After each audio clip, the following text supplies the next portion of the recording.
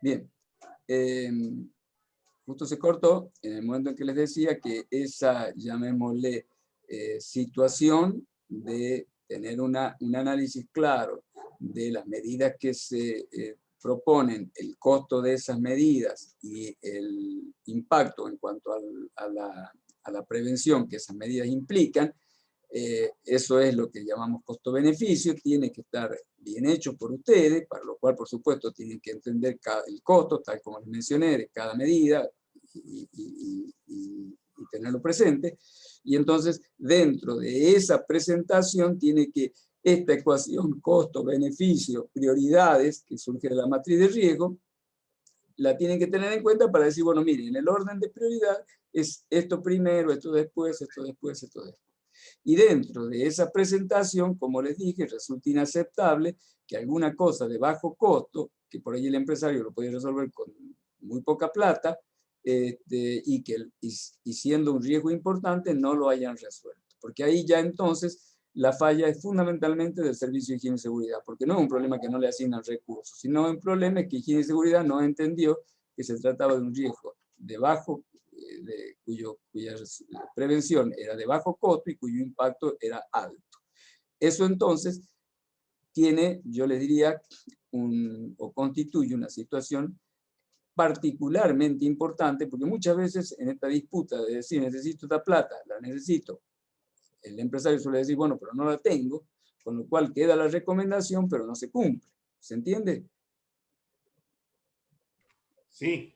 Esto forma parte de la cuestión. Ahora, ¿qué resulta? Que si se trata de un elemento de bajo costo, es importante explicarle al empresario, mire, acá el riesgo es muy grande, la persona si se cae en esta escalera, el juicio y el impacto que va a implicar una indemnización por un juicio laboral en el sentido va a ser enorme, además, por supuesto, de lo que implica para el cuidado de las personas, al empresario también hay que, por supuesto, mencionarle el aspecto ético del cuidado de las personas, pero además el aspecto económico. Entonces, miren, señores, esto es poca plata. Entonces, ahí poner un particular énfasis. Normalmente, si el Servicio de Higiene y Seguridad entiende este tema y sabe entender esta cuestión de este análisis que le acabo de decir, debería tener buenos resultados en la gestión de aquellos medidas cuyos costos son relativamente bajos y cuyo impacto es alto. ¿Se entiende? Entonces, en esos casos, yo más, y esto es experiencia, atribuyo la falencia absolutamente al Servicio de Higiene y Seguridad, que no entendió cómo presentar la ecuación esta de costo-beneficio, y no al empresario que no le asignó fondos, porque suele ser común que los empresarios no le asignen los fondos para todas las medidas. Pero en estos casos, como les digo, el que falla es el Servicio de Higiene y Seguridad. ¿Se entiende? ¿Se entiende, profe? Sí, sí, sí. Correcto. ¿Alguna pregunta? Bueno, esto que se los he planteado en estos ejemplos de la clase anterior y que se lo he complementado ahora, yo les diría que es una cuestión esencial que hace a la gestión de higiene y seguridad. Sobre esto van a poder encontrar matices, van a encontrar toda situación que surgen de la evaluación de la matriz de riesgo en cuanto a importancia de los riesgos, por un lado, y van a encontrar en función de la evaluación de costos también distintas relaciones de costos. Y conjugando ambas van a encontrar un mundo, digamos, de muchas posibilidades de interrelación de estos dos aspectos, es decir, relación costo-beneficio. Lo que yo le puse es un ejemplo claro, paradigmático de lo que sería, digamos, una situación, y les marqué lo que considero un error grave de la gestión de la higiene y seguridad. Y esa es un poco la idea. Pero lo otro que también les mencionaba, y les quiero hacer énfasis, es que en esa comunicación del Servicio de Higiene y Seguridad con el empleador, tienen que entender el lenguaje del empleador. Es decir, el empleador no hay que explicarle demasiado cuestiones técnicas porque no tiene para qué hacérselo. Hay que poder entender y poder presentar en términos muy simples y muy claros, con prioridades, con costos, lo que ustedes plantean y con el impacto y con la importancia que tienen esas acciones. Si esas cosas no se las comentan o no se las conversan, están, digamos, suelen fracasar. ¿Qué es lo que normalmente suele pasar? Que uno va, hace una listita y escribe una listita y se lo da para que el empresario, digamos, tome la medida. ¿Qué es lo que yo he notado también, y esto es importante, en cuanto a las recomendaciones? A veces veo recomendaciones que dicen, se debe realizar la verificación de nivel de ruido, se debe tal cosa, y entre otras cosas se debe realizar la reparación, por ejemplo, de la escalera. No priorizan. Se da ¿no? el listado así amplio, la lista de supermercado diríamos, y no priorizan. Exactamente, hay una cuestión. Primero que están todas juntas. Yo no puedo mezclar una cosa con otra cosa. Yo les Y comento algo para tampoco que se le tengan... puede pedir todo junto al empleador. Claro, pero también hay que tener una claridad en cuanto a la importancia de los temas y separar. Es como si yo les dijera, ustedes van a salir con una lista para realizar las compras y van a poner, tengo que comprar un televisor, una pasta de dientes y un paquete de galletas. ¿Qué les parece? La lista esa, ¿les parece que es coherente? No, no es coherente. Bien. No. Una de las cuestiones que yo advierto es que se mezclan cosas de distinta importancia.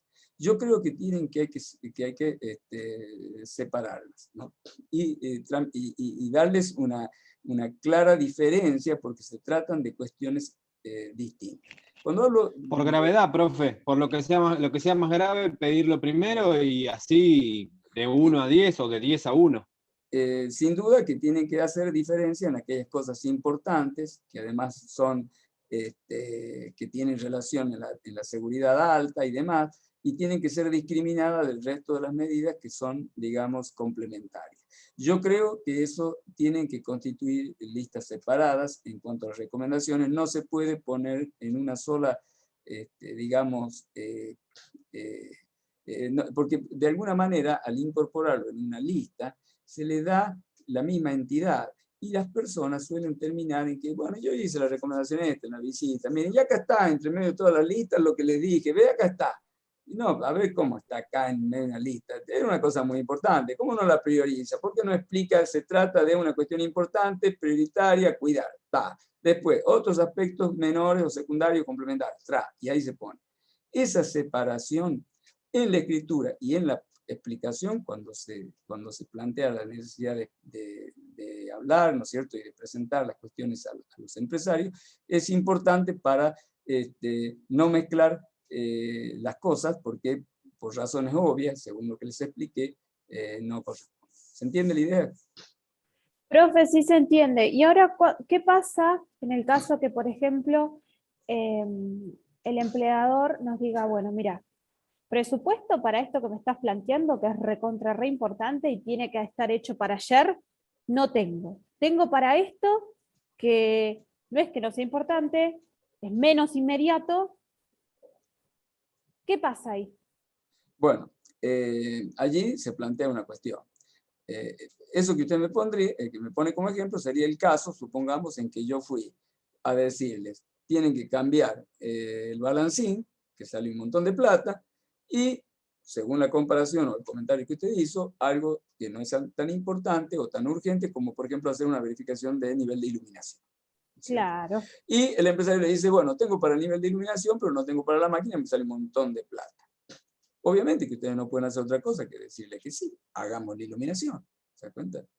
Porque Claro. con esto, acá les planteo un límite que existe claramente, que es el límite de la responsabilidad que tiene el Servicio de Higiene y Seguridad, que es asesorar. No pasa su responsabilidad más allá. No tienen, lo mismo que las ART, no tienen lo que se suelen en los juicios, se suelen plantear como lo que le llaman el poder de policía, en el sentido de que pueden ir e imponer algo. ¿Se da cuenta? Ustedes solamente pueden recomendar, y su límite está en eso. Está mal cuando han recomendado mal, cuando no han sabido presentar las cosas, cuando no han sabido poner el énfasis en las cosas importantes en la relación. Profe, le hago una pregunta con respecto a esto. Nosotros planteamos por escrito y por mail, vamos a hacer estos 2 ejemplos.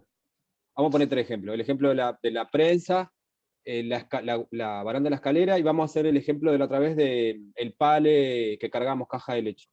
Sí. Si la persona se lastima con la prensa, ¿nosotros qué responsabilidad legal tenemos? Nosotros avisamos, y yo avisaría por mail, aparte de presentar en papel. Bueno, ¿Qué responsabilidad tenemos si la persona se corta la mano? está bien, les comento, ya que me hacen las preguntas, les digo, a ver si tengo acá el... existe lo que se llama la responsabilidad civil.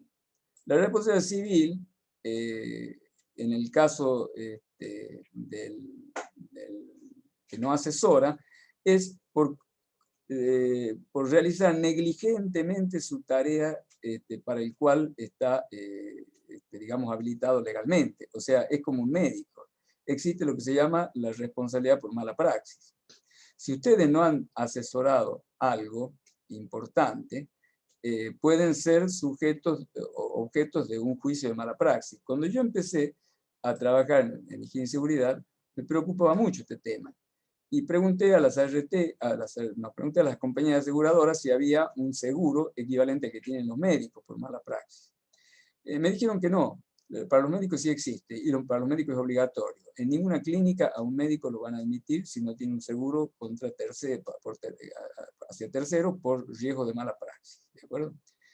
En tanto que para el caso de la función pericial, que también puede tener consecuencias comparables, no es así. De hecho, no están estandarizados estos seguros.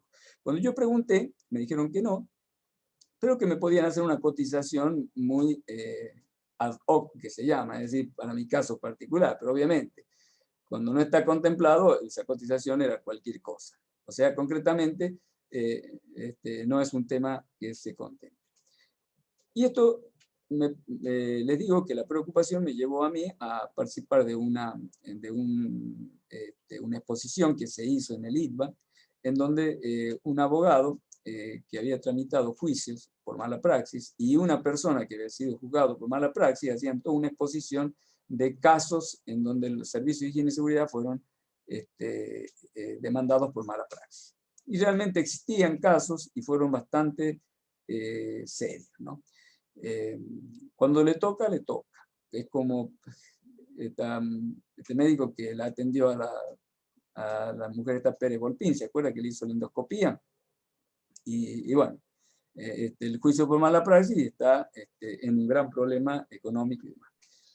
Sí, Ahora, profe, pero, perdón, sí. en ese caso sí fue mala praxis, pero como usted da el ejemplo del médico, el médico, no sé, un profesional de psiquiatría o psicólogo puede asesorar, puede decir las cosas que se deben hacer y demás, pero si la persona después va y se suicida, hablando casos extremos, no es culpa del médico, porque él asesoró, dejó todo asentado. Entonces, en nuestro caso, podemos dejar todo asentado, prolijo, respetando prioridades y demás. Está bien. Y ahí quedó. Bien clara la pregunta y le contesto. Precisamente se llama mala praxis cuando hay un mal asesoramiento. Por lo pronto, está claro que la gestión del servicio de higiene y seguridad es solo de asesoramiento. Nunca le van a pedir que vaya más allá. Si usted asesoró y no fue atendido su asesoramiento, a usted lo excede. Desde el punto de vista de su responsabilidad, queda absolutamente fuera de toda posibilidad de que sea, digamos, que se accione contra usted por responsabilidad civil. ¿De acuerdo?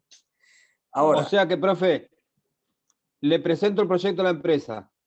Prioridad 1, la prensa. Prioridad 2, la baranda. Prioridad 3, las leches en los pales.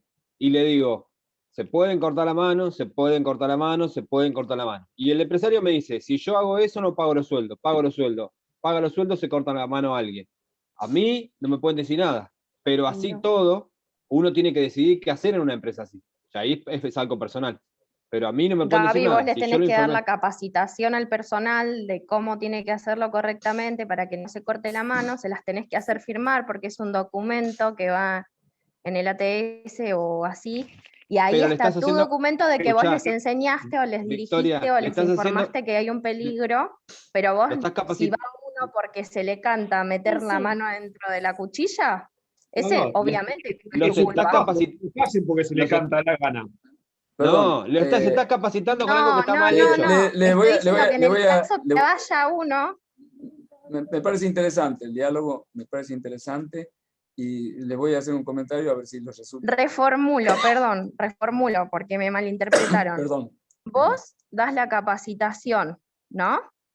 esa capacitación que la diste, tenés una planilla en la que vos tenés que adosar a tu documentación en el trabajo, que la pueden venir a auditar, que está firmada por vos que la diste y por todos los que fueron capacitados, ¿entendés?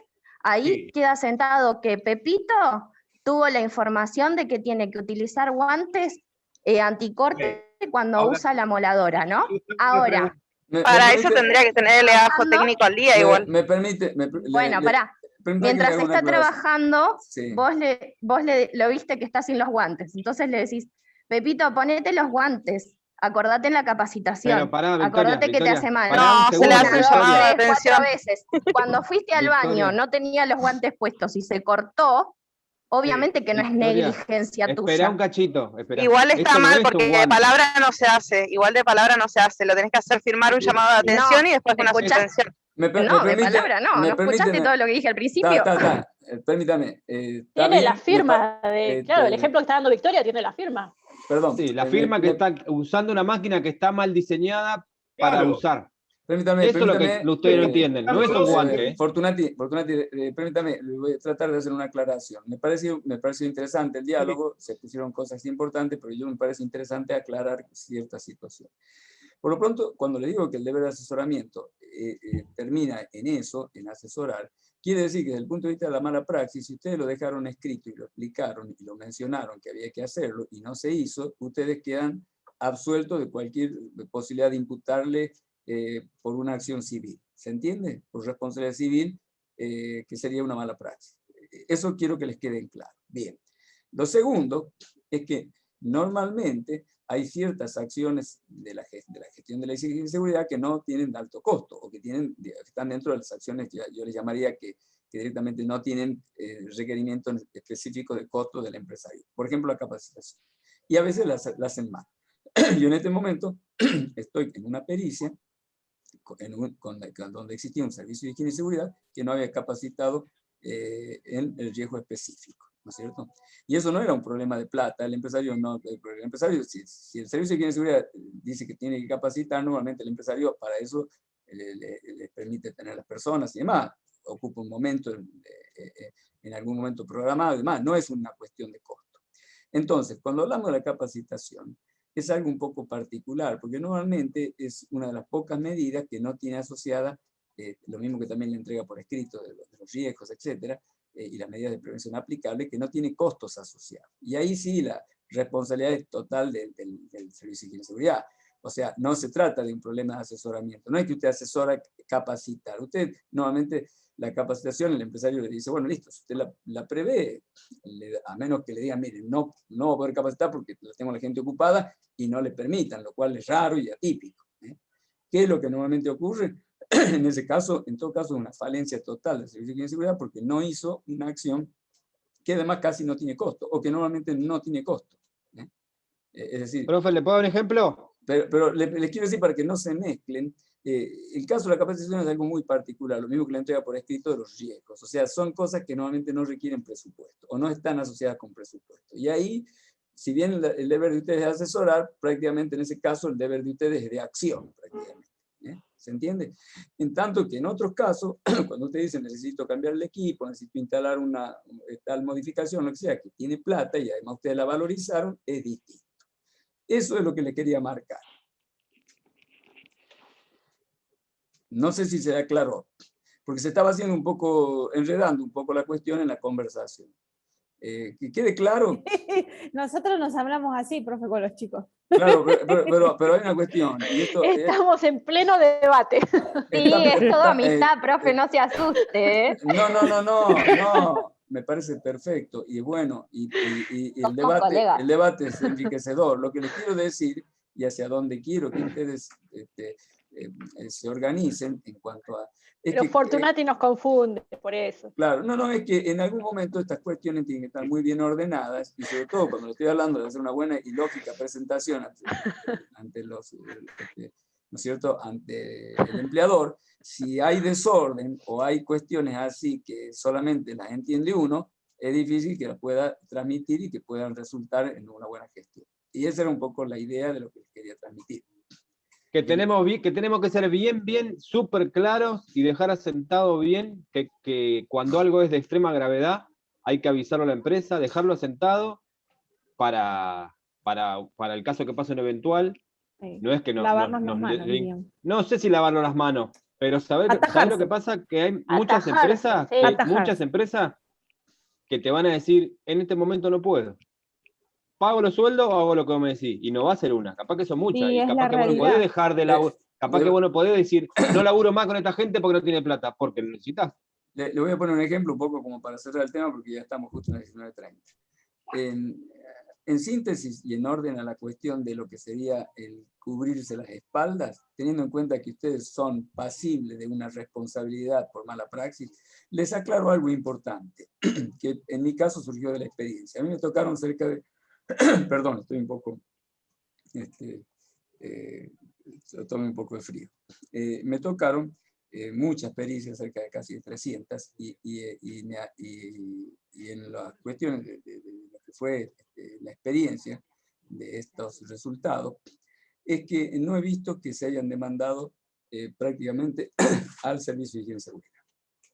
O sea, aquello que en algún momento, cuando yo empecé a trabajar en este tema de Servicio de Higiene y Seguridad, constituía para mí una preocupación, con el andar del tiempo, he visto que no es común que sea demandado el Servicio de Higiene y Seguridad. ¿Se entiende? Voy a tomar un vasito de agua para luego seguir conversando. Así. Sí, profe. Profe, ¿hizo la pericia de la fábrica Fate, el muchacho que le cortaron el brazo? ¿Por casualidad? No es que me toquen todas las pericias, me toca una, somos miles de pericias. No, pero capaz que de casualidad le tocó, porque como es de la zona. No, pero no es por zona. Las pericias se sortean entre todos los peritos y hay miles de peritos. Así que lo que a mí me toca es una muy pequeña muestra. Hay miles y miles de juicios, del orden de 75.000 juicios se hacían por año. Así que calcule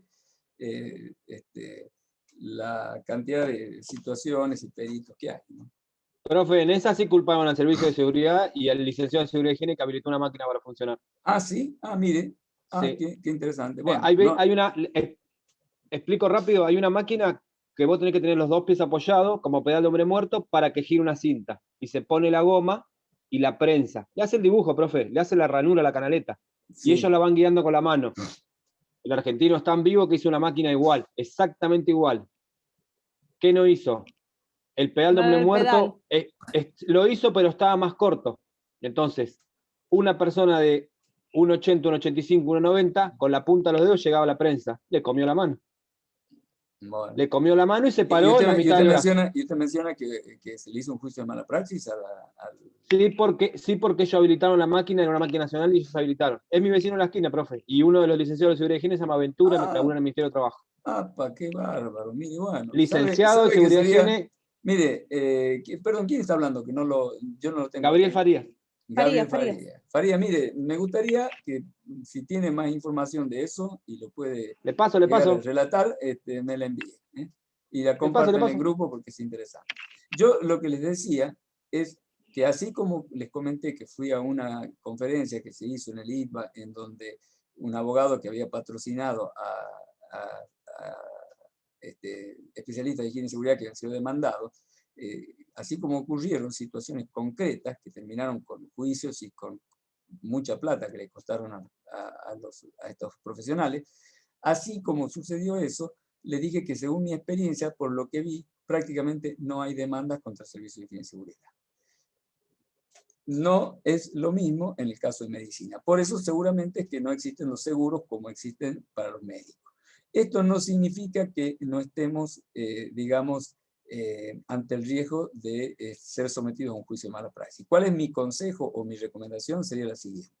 Si ustedes están en una empresa donde hay temas delicados que pueden tener una cuestión de impacto importante, por ejemplo, trabajos en altura o máquinas riesgosas, los aspectos fundamentales, llámese capacitación, entrega por escrito de riesgos a la persona, etcétera, para esa situación es bueno tener una copia respaldatoria, ustedes, ante cuestiones de riesgos importantes, ¿no es cierto?, para que ante un eventual juicio no se pueden hacer desaparecer archivos de cosas que ustedes asesoran, ¿no? Normalmente, en mi experiencia, eso no sucede, porque el empleador es directo responsable, por ser dueño de lo que se llama la cosa riesgosa, y además por la negligencia del Servicio de Higiene y Seguridad, no le cabe, en principio, al Servicio de Higiene y Seguridad, sino directamente al empresario. Todo lo que no se hizo en Higiene y Seguridad, el empleador es el responsable, ¿se entiende? Entonces, sí, en los juicios normalmente se demanda al empleador y se demanda al ART, que además son los que normalmente son solventes. Eso es lo que hace que sea muy escaso, muy atípico, que sean demandados los responsables de higiene y seguridad. Pero hay casos de juicio, yo los he visto, en donde el abogado suele poner a varios codemandados. Y en la codemanda, yo he visto, no es, es algo que puede ocurrir, a veces, bueno, pueden poner al empleador, pueden poner al ART y lo pueden poner a usted, al técnico de higiene y seguridad, como codemandado. O muchas veces suelen poner a algunas personas que forman parte de la empresa en forma particular como codemandados, ¿no? Depende del tipo de acción societaria que tengan y demás, ¿no? En qué medida pueden ser responsables, ¿cierto? Pero, es decir, hay veces que en los juicios ponen a varios codemandados porque agregar puede no estar de más. No es frecuente, no lo he visto, pero podría suceder. En síntesis, ¿qué es lo que habría que hacer? Tener el cuidado de, ante riesgos importantes, guardar documentación respaldatoria. Bien, entonces Faría, le pido, Faría me decía era, ¿no? Sí, profe Faría. Le pido que me haga ese comentario, que lo escriba, que me lo detalle y me lo envíe, me interesa, y lo comparta entre sus compañeros. Bueno, muy bien, entonces vamos a hacer un corte ya, vamos a esperar unos 5 minutos y vamos a continuar con ergonomía. Como ustedes ven, estos temas dan para mucho. La idea es darles material claro y orientativo. Yo espero haber grabado estas clases, por lo menos así lo he planificado, así que si eso sucedió bien, las voy a subir a Classroom, ¿de acuerdo? Bueno. Por eso he tratado sí, profe, está grabando, se ve ahora que está grabando. Por eso he tratado que la dinámica de la clase sea ágil, a los fines de cuando ustedes la vean, les pueda servir y en forma compacta puedan aprovecharla y no se pierda a veces en comentarios o en diálogos que se hacen extensos y difíciles de seguir cuando ustedes están haciendo reproducción. Bueno, nos vemos en 5 minutos. Hasta luego.